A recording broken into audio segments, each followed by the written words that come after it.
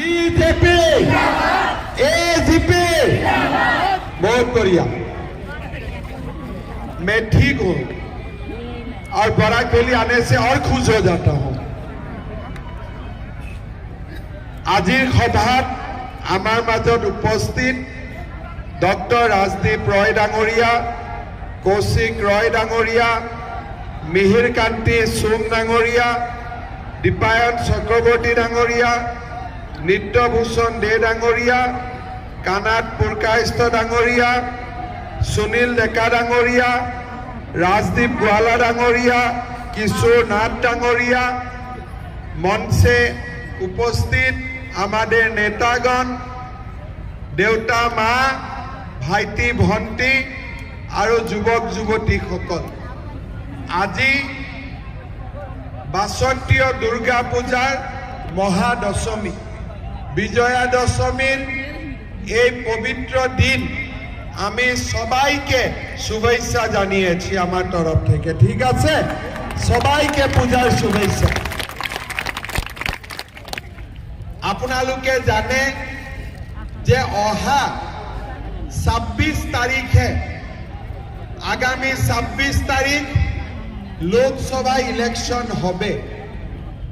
Lok Sabha election কেন হয়? Lok Sabha election দিশপুরে সরকার বানানোর জন্য নহয়, এটা কেন হয়? প্রধানমন্ত্রী বানানোর জন্য লোকসভা ইলেকশন হয়। ঠিক আছে, আমার দেশে একবার বিধানসভা ইলেকশন হয়, বিধানসভা ইলেকশনের পরে একটা মুখ্যমন্ত্রী নির্বাচিত হয়, লোকসভা ইলেকশনের পরে একজন প্রধানমন্ত্রী নির্বাচিত হয়, লোকসভা ইলেকশনের পিছত প্রধানমন্ত্রী হয়। কিন্তু এইবার ভারতের মানুহে ইলেকশনের আগতে প্রধানমন্ত্রী পাতি দিছে। কাক প্রধানমন্ত্রী পাতিছে? কাক পাতিছে? নরেন্দ্র মোদী। আপকি বার 400 का, आपकी बार 400 का।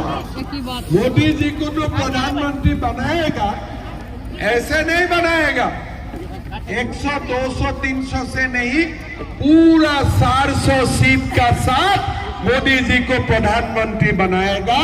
यही आज देश का हर कोने से यही बात है, अब की बार 400 पर, है ना?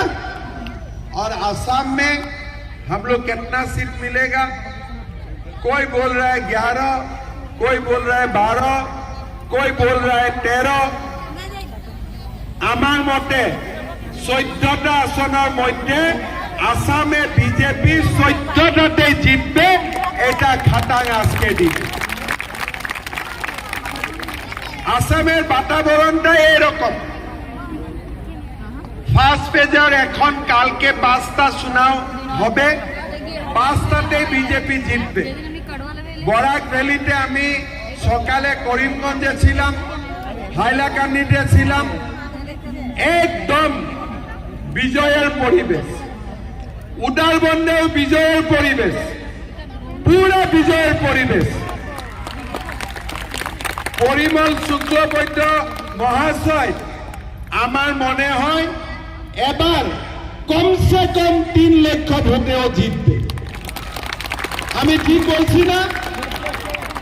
लास्ट टाइम उदारबंद से राजदीप रॉय 18,000 वोट से जीता था, लेकिन इस बार माहौल 18,000 का नहीं, इस बार माहौल यहाँ 50,000 का चल रहा है।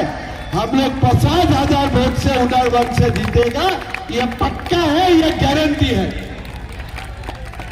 ठीक है ना? আমি সত্যি বলছি না? 50,000